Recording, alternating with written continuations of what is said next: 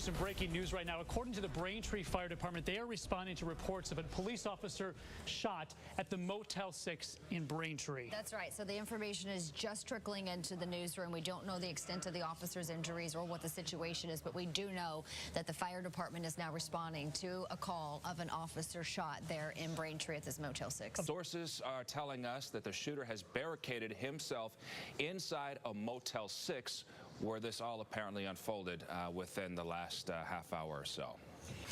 Eric Kane is outside the crime scene near the Motel 6. He's been there since this unfolded.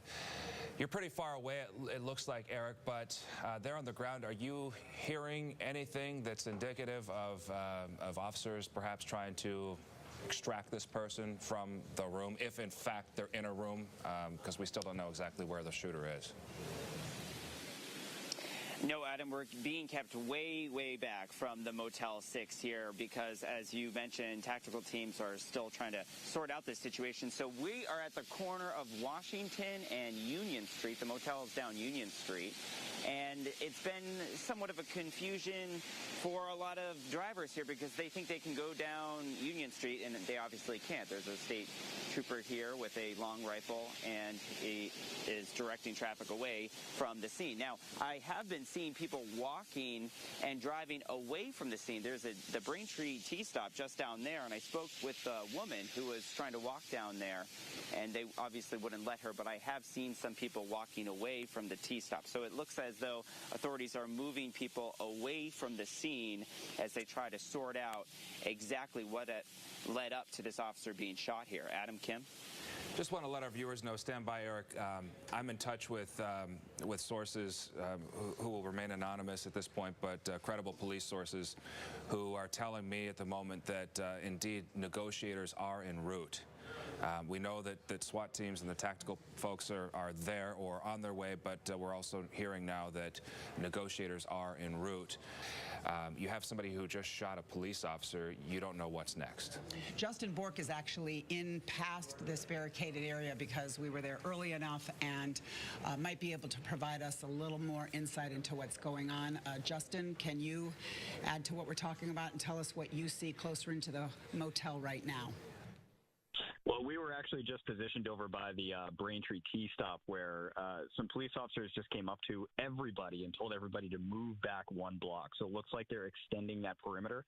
The officers I talked to didn't know a whole lot. They're kind of manning the perimeter right now. I did, however, talk to one woman who said her friend is in that motel. Last talked to her just before 9:30. She said her friend heard some gunshots go through the wall of her room and immediately hit the ground. This woman was understandably very emotional at the time, but she said she's been speaking with her friend. She's okay. I don't know if she's been safely evacuated from the Motel 6. I asked some police officers. They say they don't know at this point if everybody has been evacuated. I can also say that when I first got here, I came through Washington Street and saw the mayor of Braintree talking to a police officer with what looked like a shotgun drawn. The mayor briefly came up to me and said he had no idea what was going on. He was trying to get information and said he'd try and release a statement soon. So far, none of the police officers out here where I am have had a lot of information about what's going on, but several people in the motel are reporting gunshots going through walls. Again, that was around 9:30 or so. I don't know if the gunshots have continued beyond that. So here you're seeing people who are trying to leave the motel. These people might not even realize the danger that they were potentially in. This is just right outside the Motel 6, and you can see police officers inside and out, and then we just saw a handful of people running from the building. You got to think about police. They get closer to this kind of violence than any of us could ever imagine. So we're thinking about this officer tonight, and it's time for us to reset. Along with Kim Casey, I'm Adam Williams, and you're watching 7 News at 11. And of course, we are following this breaking news, and we will stay with it until we know the situation is resolved. A threat to the Braintree community tonight with an officer shot responding to a call at the Motel 6 just off Route 3, a pretty well-traveled area, but probably quieter this time of night. The businesses there mostly closed, but the Motel 6 definitely had a number of people staying there, and that's where we believe this suspect is barricaded. I'm actually just beyond the perimeter that officers have set up over here, a few blocks from where the hotel is. You can see a bus backing into the T-stop right now. They've been using these buses to ferry the last few people who came through the Braintree T station out of the scene. I'm seeing there's a family over there, young children. They seem to be okay. Presumably there's still more people to board onto these buses. I haven't seen a lot of people leaving the scene lately. I did, however, earlier talk to one woman who said she was on the phone with a friend of hers who was inside that motel. She said that friend of hers had bullets fly through the walls of her motel room and hit the ground. Here's what she had to say. Between 9:19 and 9:27, she called me and she told me maybe I don't want to come because there's a standoff and 3 shots were fired into the back of her wall, and she's on the floor and there's 3 shell casings. And I've been communicating with her by phone, but she's okay. Nothing happened to her. She's instructed by the cops through my phone to stay on the ground. Yeah, she is terrified. She doesn't. And then when she tried to leave, the cops just said, "Get back, get back." Yeah, Kim, we just got an update. The police chief should be coming out in the next 10 minutes to give us an update on this situation. Right now, he's continuing to be briefed on the situation, but we are hearing he'll be out in the next 10 minutes.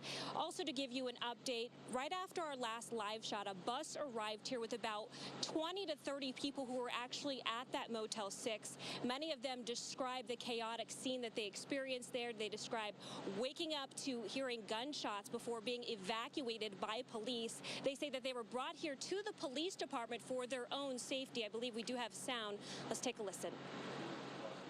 We heard gunshots. How many shots? It was a lot, like maybe 15, 20 of them, back to back. Did you see the suspect? No, we didn't see anything. What were you doing when it happened? Watching TV. And then what happened next? And next we got escorted out the room. We had to What did it sound evacuate the hotel. Boom, boom, boom, boom, boom. That's what it sounded like. And so why are you here? Police are letting you guys... All we know is we brought to the police station. We don't know why. Imagine the fear, the chaos for the people who were in that motel, who are now over at the police department. But just imagine being the police who are there right now, not sure what this person is capable of doing next.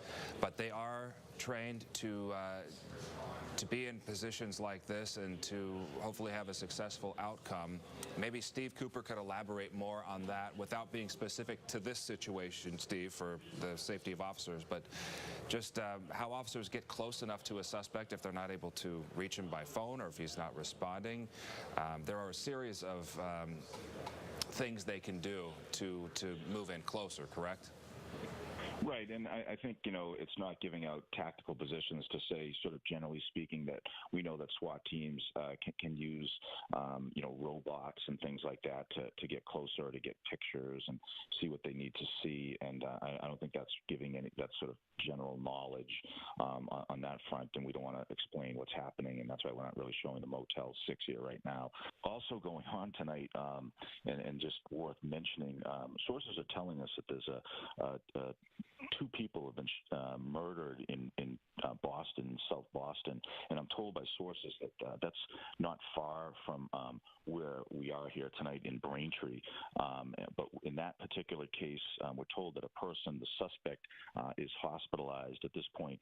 And I know a lot of people have been asking me through social media if we could talk about that.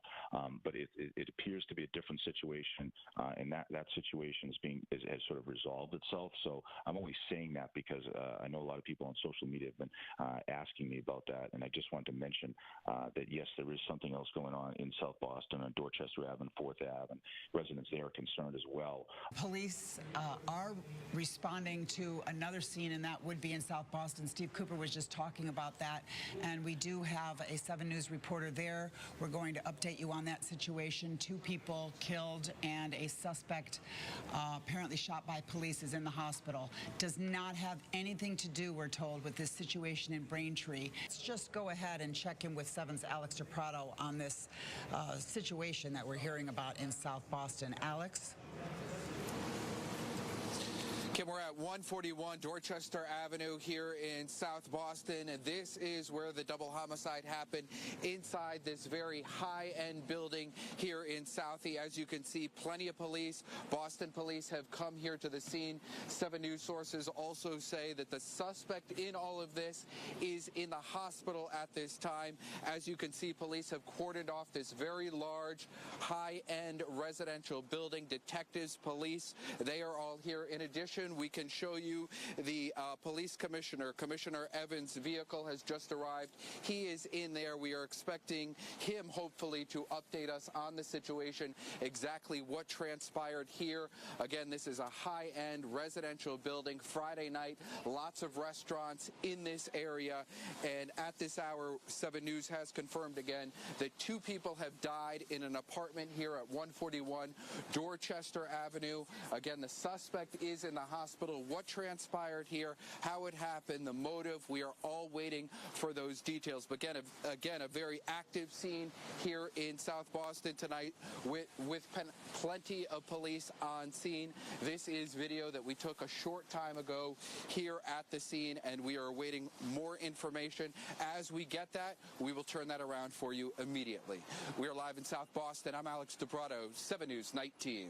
And I think that it seems to still be ongoing there in Braintree, and sometimes these the negotiations and extracting somebody can go on for hours and hours and hours. But, you know, as a proud member of this community, it's heartbreaking to tell you about this story, and also another story not far, just north of Braintree, South Boston, where 2 people were killed inside of a high-rise building. And when police responded to that scene, they were met by bullets. They say a guy opened fire on them, and they returned fire, injuring the suspect. He's now in the hospital with non-life-threatening injuries, according to Boston's police commissioner. But there are 2 people dead inside the building there in Southie. How they were killed doesn't even matter right now. Why they were killed, that does matter, but police don't have a motive. It's still very early, but just a really heartbreaking night and a violent night in Southie and down in Braintree, where officers who work to keep us safe put themselves in a really dangerous position, not on purpose. That's their job. And so it stands right now. There's just 2 pretty fresh scenes. So everybody who is watching us, our viewers, you know that we're sitting here in the safety of whatever, of your home, or here we're at the news station, and these officers are going out there and putting themselves and their lives on the line. They have families who want them to come home, and I think, you know, we have stories in the news all the time about some bad apples, but I think there are a lot of officers who truly want to provide a public service. And when I see a police officer just here by the Area 8 police station and I'm coming into work, I always take time just to sort of give a warm smile and a thanks, because I think that they could use a little appreciation. Imagine yourselves being in their shoes tonight. But they seem to have 2 situations under very good control. I think by the time we speak with you here at the news station tomorrow, we go on the air at 8 a.m. I hope that we can say that they have safely captured this suspect, but it's clear they feel very confident that they know exactly where he is, and they're just going to use the correct methodology to get him out of there. And in the South Boston situation, they were able to take down the suspect and keep him alive. And so an excellent job done by our law enforcement and firefighters who first responded to the scene in Braintree.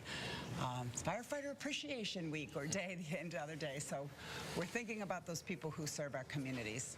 All right, just for some housekeeping here, we are a 24/7 news operation. We have people behind us who will be working sources all evening and well into the morning, and our Today in New England crew gets in a few hours. They start at 8 in the morning. We also will be updating you on both situations with our text alerts and our website. Along with Kim Casey, I'm Adam Williams, wishing you a safe night and many thoughts and prayers for those officers.